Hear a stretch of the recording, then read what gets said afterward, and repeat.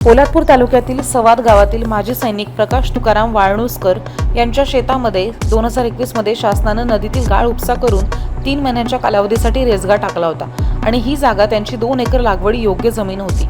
पण 3 वर्ष उलटली तरी सुद्धा प्रशासनानं ना रेसगा हटवलाय ना त्यांना कोणताही मोबदला दिलाय। वाळणुसकर यांनी वारंवार तोंडी आणि लेखी तक्रारी पण केल्या, पण शासनाकडनं केवळ दुर्लक्षच करण्यात आलंय। या रेसग्यामुळे त्यांची शेती उद्ध्वस्त झाली आणि त्यांना आर्थिक आणि मानसिक त्रास सहन करावा लागतोय।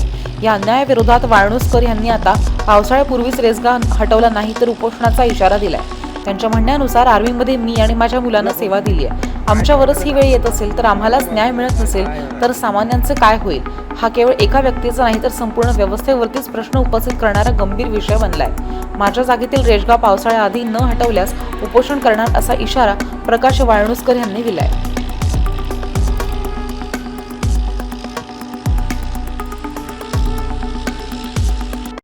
प्रकाश तुकाराम वाळणुसकर हे माझं नाव आहे। माझं गाव सवाद आहे आणि मी इथला मूल रहिवासी आहे। मी एक सर्व्हिसमॅन आर्मी मध्ये आहे, त्याच्यानंतर मी आता रिटायरमेंट आहे। आणि आमच्या गावात सावित्री नदीचा जो गालचा चालला होता प्रोजेक्ट काढायचा गाल नदीतला, तर ते गाल काढण्या संदर्भामध्ये त्यांनी मला बोलवलं की जागा नाही त्यांच्याकडं, त्याच्यासाठी मला बोलवलं की वाळणुसकर तुमची जागा आहे ती आम्हाला थोडा द्या 3 महिन्यासाठी। तर मी नाही म्हटलं नाही, कारण मी पण एक सर्व्हिसमॅन आहे म्हटलं, नाही म्हटलं शासनाचं काम आहे, म्हटलं चल आपण खाली करणार ना। तर मला म्हटलं मॅडम, म्हटलं तलाठी मॅडम म्हटलं मी खाली करणार आहे, आता 3 महिने फक्त आहे की मला तुम्हाला खाली करून देतो, मे मध्ये जून मध्ये तुम्हाला भात शेती लावायला मोकळं करून देतो तुम्हाला।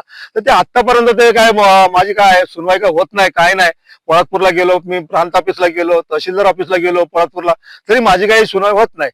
तर आता याच्यासाठी काय करणार आता मला कोण गमत नाही। माझं हे सगळं असं पडलेलं आहे बघा, काय माझं प्रत्येक वर्षाचं नुकसान आहे भात शेतीचं। हे बघा, हे इथून संपूर्ण हा माझा एरिया आहे, 2.5 ते 2.25 एकरचा हा प्लॉट आहे। त्याच्यामध्ये हा आता एवढा गाळ टाकलेला आहे।